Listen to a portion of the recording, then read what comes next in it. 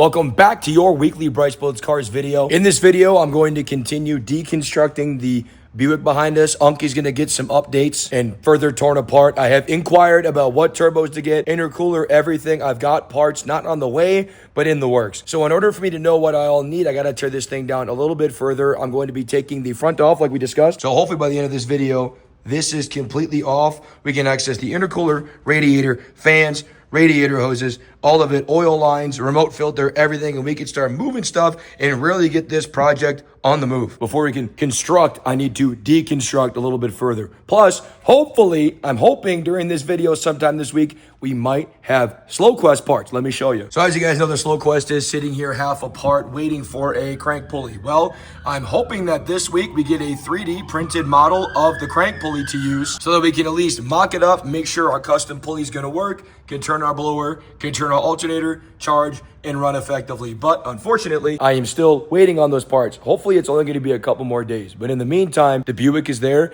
and it needs love. So I'm gonna keep giving it love. Also, I don't know for sure. I'm hoping we have time. We do actually have parts for the matchmaker. The Pro Stock car had some parts show up. I'm hoping that during this week, I have some time to go put parts onto the matchmaker. I want to get that project moving too. I'm just trying to keep everything moving right now. Probably not going to get anything significant done during this week, but we got to just keep working on it. So first things first, I almost have the complete front clip, at least the bumper off of this car. So let's give Unc a little bit of a facelift here. Well, a face removal, if you will. I'm going to keep moving.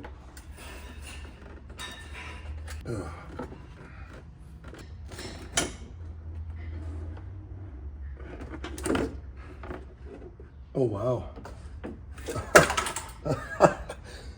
Well, that's news to me. This bumper is total junk.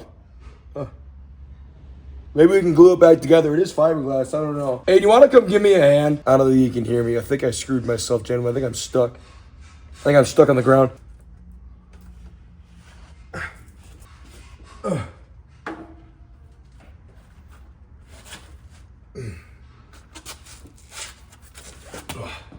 Ooh. Well, that didn't go as planned. Look at this. This, first of all, what is this? I don't even know what this is. This is, well, I'll show you what this is supposed to be. So that is where the fiberglass bumper kind of mounts to. You see, it's got the stud sticking out. It holds the headlight in. Yeah, that was just kind of living on a prayer. So this bumper's broken. If you guys didn't know that, you can see it's like, this bumper's cracked right here on top. And this has been broken. You can see the headlight was just zip tied in. It's been broken. But I didn't know it was like totally, look at this. It broke during install, and you can see they kind of just epoxied it back together. Ew, that's, oh God, okay. So it's been broken forever. That's awful. Well, we can try to glue it back together. Let me know in the comments.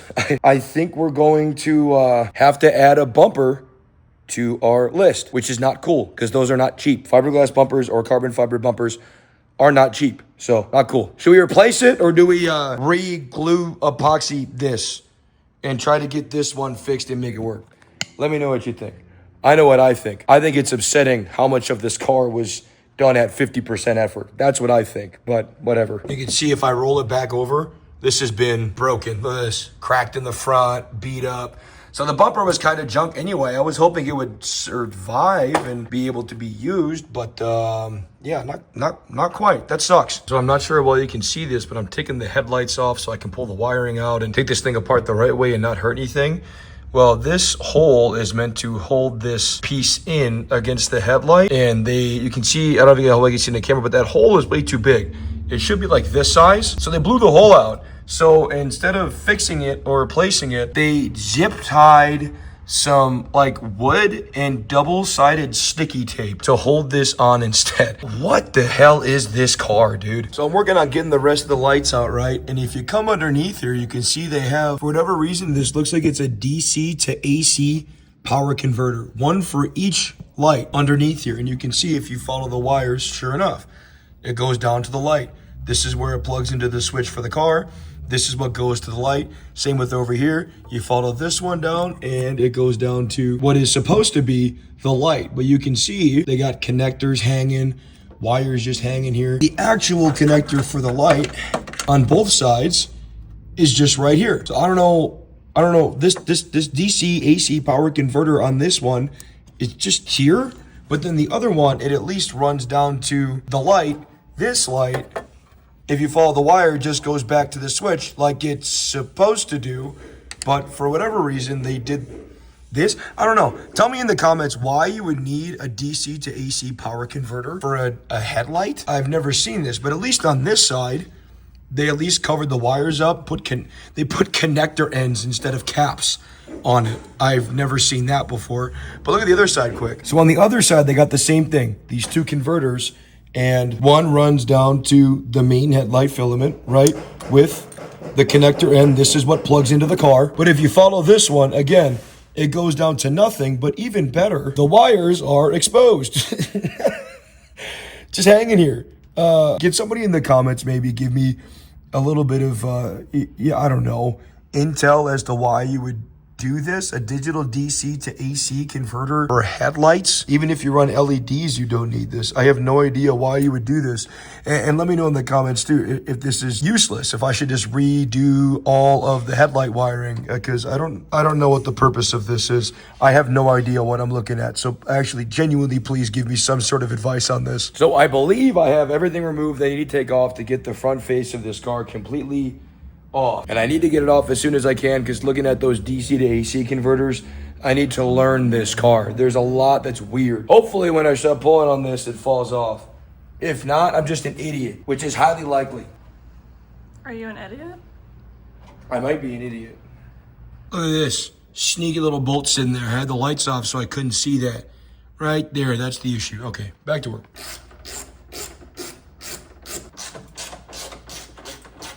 Now it should be ready to remove. Here we go.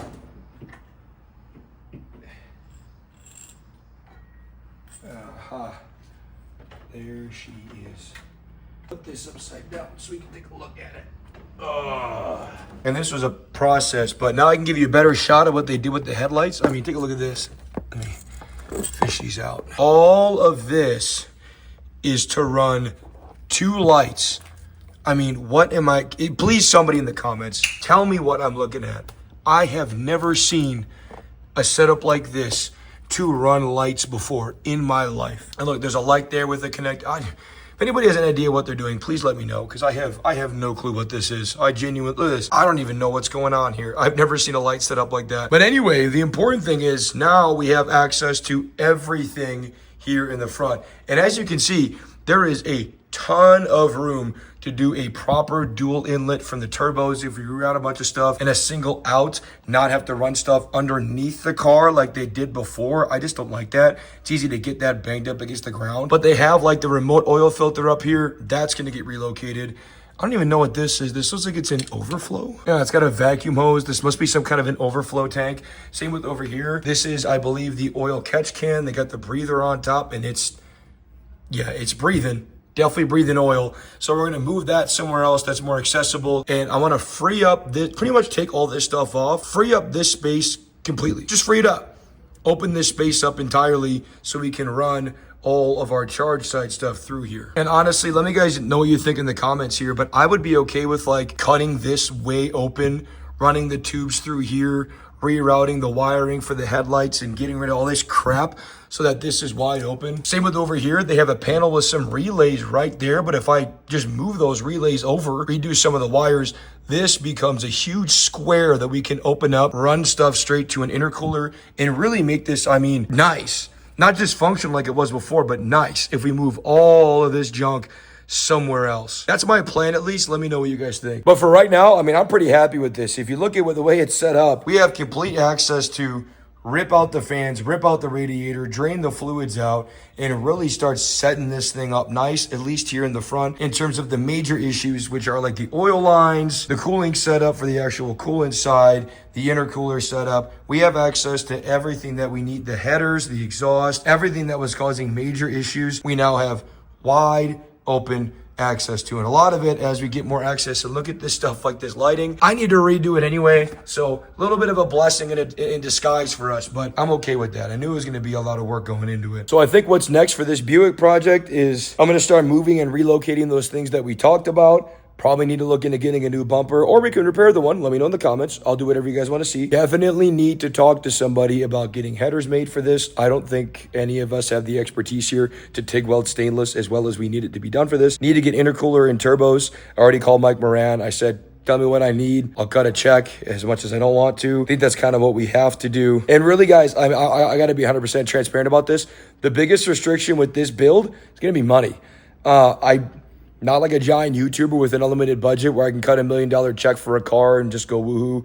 You know, it's not like that. So the biggest thing that's going to slow this thing down from getting done is money. Turbos and headers and everything, you might be talking 5 figures just for turbos, headers, exhaust. It could be that much. Blow-offs and, you know, the downpipes for the blow-offs. It really could end up being that much money. So it's going to be a while until I can cut a check for that and get all that done. But nonetheless, there's still stuff that I can do that doesn't cost as much. We can keep moving it forward and deconstructing it. So that's what we're going to do. Like, for example, the headlight wiring, I got wire. I got 2 hands. I can wire their headlights and make them right. So there's still stuff we can poke around at while we wait for money to roll through. Nonetheless, progress is finally being made on the Unk. So I'm getting set up to drain the fluid out of this thing, and I got the intercooler off, I got the front apart, and I took this cover off that holds the radiator, and I found out, look at this. It's a Griffin radiator. For those of you that are unfamiliar, Griffin is like a super high dollar radiator that tons of drag and drive guys like to use. Griffin radiators are great. For example, like Devin Vanderhoof on his Mustang that goes like 620s, they use a big Griffin radiator. They're awesome, great radiators. So I saw this and I got really excited. I was like, oh, cool, that could save us $500. Then I pulled the cap off, and that's what the cap looks like.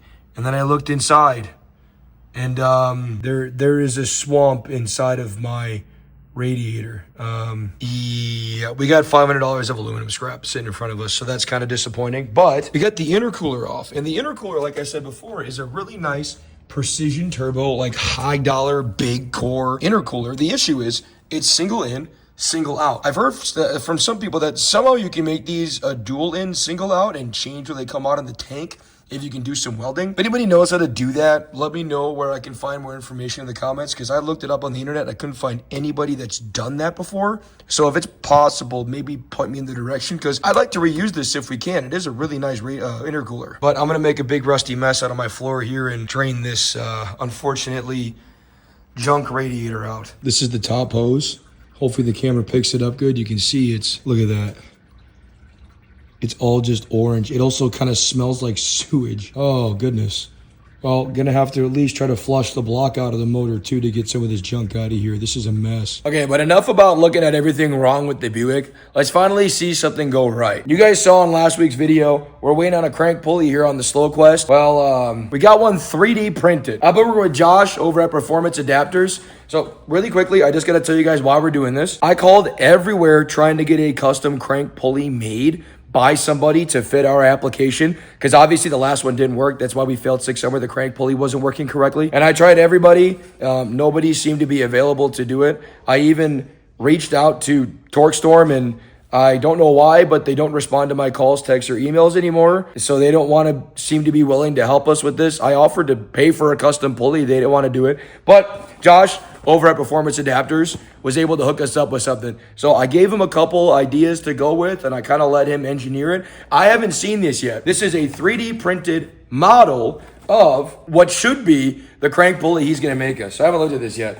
This is really cool. What he did is he digitally scanned the pulleys that we gave him, pushed them together, and made them better, and 3D printed us. So we got to put this on and see if it actually works. This is pretty cool. Look at this. Check this out. I haven't looked at this yet. Look at that. It is a green 3D printed crank pulley, the Hulk. I love it. So, major differences with this crank pulley, right? This, the serpentine groove, not the serpentine groove, the supercharger groove is in the same place. We got rid of the second V-belt because we don't use it. We just use the back one. And he copied the V-belt groove design from the CVF Racing one that seemed to work and made the diameter correct. So this diameter is now the same as the CVF Racing one, and thickened up everything. Added material in here. Look how much material is in here compared to the old pulley. Added material everywhere. Countersunk the holes. The guys at TorqueStorm claimed the old crank pulley wasn't bending. Obviously, we measured it, and it was bending. We know it was bending. So this one Can't bend. This will not bend with how thick this is. Now, granted, this is 3D printed. The final version will be aluminum. This is the model to see if it fits. So I need to throw this on here, give Josh a call, and tell him if this works or not, or if this is going to fit for us really quick. But this is cool. Look at this. They digitally scanned it and made one 3D printed. I'm gonna be honest with you, I might be stupid. I might try to like turn the car over with it on and see if it breaks it or not for fun. Because Josh has the file saved, he can make us more of these. And we're gonna get like 3 of these made right away too. So if anybody's seeing that, if somebody's watching this video and you have an LA motor and you wanna put a torque storm kit on it and you see the problems we have and this fixes it, let me know. I would be more than willing to honestly sell these. These are beautiful units. First things first, I'm gonna throw this 3D printed on, put the Hulk on the front of the crank, and see if it fixes our issues. Check that out, baby. That is the new design for the crank pulley that is on there, the 3D printed version. And you can see in this V-groove, it's got good alignment. It looks clean. It looks solid. Everything lines up nice. These are different belts. These are just some belts I had laying around. They're way too big. You can see this would actually hit the water pump, but whatever. But you can see, check this out. This is the biggest thing for me here. We've got like picture perfect alignment on all the pulleys on the Supercharger side. It lines right up. Josh and his guys absolutely killed it with this. He also made an improvement to this groove on the front of the Supercharger. It's got more of a lip here to hold the belt in further so it can't slide off the edge and throw as easy, which is nice. It might make it prone to shredding as opposed to throwing, but I don't really care. I'm sick of throwing belts. I'd rather blow something up at this point. It's got the larger V-groove in there as well, so this belt is gonna spin at the right amount of speed for the alternator to make everything happy. It looks sweet. This thing is awesome. I told Josh over Performance Adapters, go right ahead, man. Make us a few of these out of aluminum and let's make them work. He also said I could try to run the car with this thing on there for a few seconds and see what it does. Oh, my dad's not here today. I might, listen, if enough people like this video and leave a comment saying they want me to run this with a 3D printed crank pulley on it, hey, I'll do it. It's 3D printed. He's got the file. They can print me another one, whatever. And we got the real ones coming. I told Josh to make me as many of these as you can. So we got real ones coming. So you convinced me well enough. Maybe we run this car with the 3D pulley on it and see what it does. See how long it lives? Think about it. Point being, this is beautiful, man. Absolutely love the way this turned out. Super excited to have this thing finally moving forward. But back to our suffering with the Buick. I've got this thing tipped over and it should be pretty much empty. Look at that. Blech. Yucky. We're gonna use that to kill some weeds outside, I think. You know, one whiff of that might kill a person, so it should kill some weeds, hopefully. But anyways, I'm gonna try to pull this radiator out and get the full look at the front and start focusing on the entire, it's a redesign. This is junk, it's a redesign. I'm just gonna call it what it is. Let me find a place to put this camera down quick. Please cooperate with me.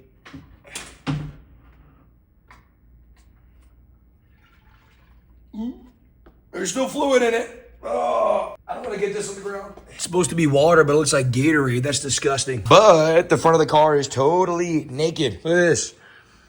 Look at all the, I mean, look at this. When you take out this stupid cold side piping and you take the radiator, the intercooler out, look at this.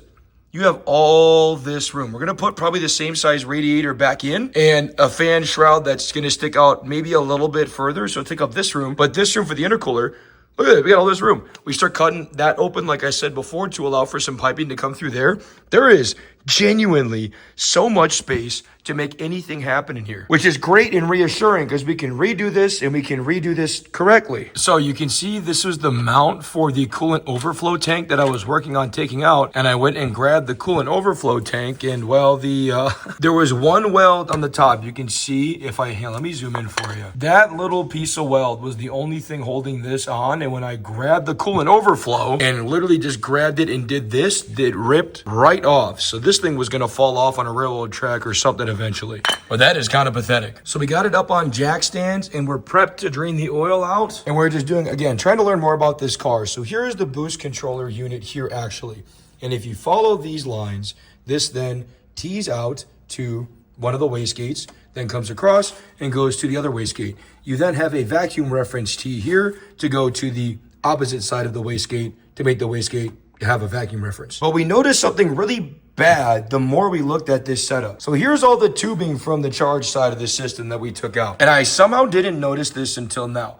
But does anybody looking at this stuff realize the one thing we didn't have in the charge side? I'll give you a hint. Here's the slow quest. Okay, right? Here's this one. Yeah. They were running 30 pounds of boost, making 1,200 horsepower to the wheels, not using a blow-off, which I know isn't necessary, but I mean, come on. They take like 10 minutes to throw in there and install and add with it. And it just needs a vacuum reference. It's really, well, vacuum reference, boost reference, however you phrase it, really easy to put in. This didn't have one. So when you'd get off the throttle, all the boost that was still in that giant stupid charge system would go foof right into the intake. Now, is that going to damage something? No, but it's going to deadhead against the closed throttle blade. You're shoving 30 PSI at a closed throttle blade. You could break the throttle blade and send it through the motor. Does it happen often? No, but it can happen. That's why you got to run a blow off. This didn't even have one. But next we're going to get rid of this remote filter and move it. Well, not get rid of it, just relocate. And we're going to move this catch can. Something else I found, check this out. So this is coming off of the remote filter. And this is two little quick connect lines. And you're thinking, what? Are they vacuum referencing this? No. You follow this line out. See this? That little quick connect line that you use for this is the same line we use for the airbags on the Slow Quest for towing. This was the feed. Yeah, we're not gonna use that. I have no idea how they even got this to function using this as a feed line. I've never seen this, nor I have no idea how it got enough oil to the actual turbo. So that's gonna get redone. We'll do a proper T or a Y off of this and get some real, at least some, dash 6 line or something, or whatever size the turbos call for running to the top of the turbo. That's pretty rough. But we did get a ton done. The disassembly is in progress, almost done. We just gotta take some oil out, pull a bunch of lines out that we need to remake, like this line with a hole in it. And unfortunately, today is Sunday, and that means I'm out of time if you guys are gonna see this video on Monday. I actually did, for the first time in a while, not come to the shop for one day and not work for one day because I had some other stuff to take care of. But we are going to stop here because there's something else I'm going to show you in the near future. This right here is a 572 cubic inch Hemi that my father just finished up for a client of his, and I am going to be giving you guys videos on some of the motors that he makes because I just think it's cool. He genuinely builds some of the craziest stuff here, and well, in terms of naturally aspirated stuff at least, I want to share it with some of you guys. So this video might take a few weeks to get out because we got to take it to a dyno, get a dyno tested, get it tuned in and dialed, but it's sitting here done. I'm going to start working on that video now, and the Buick's going to be parked for a little bit. I'll come back tomorrow and do some more stuff to it. But for now, if you haven't already, make sure you're subscribed, especially if you watch the video this late, you better subscribe. Answer all the questions I had for you in the comments. Make sure you hit the like button. Please hit that like button. Do I have to beg? Hit the freaking like button. But until next time, leave me alone.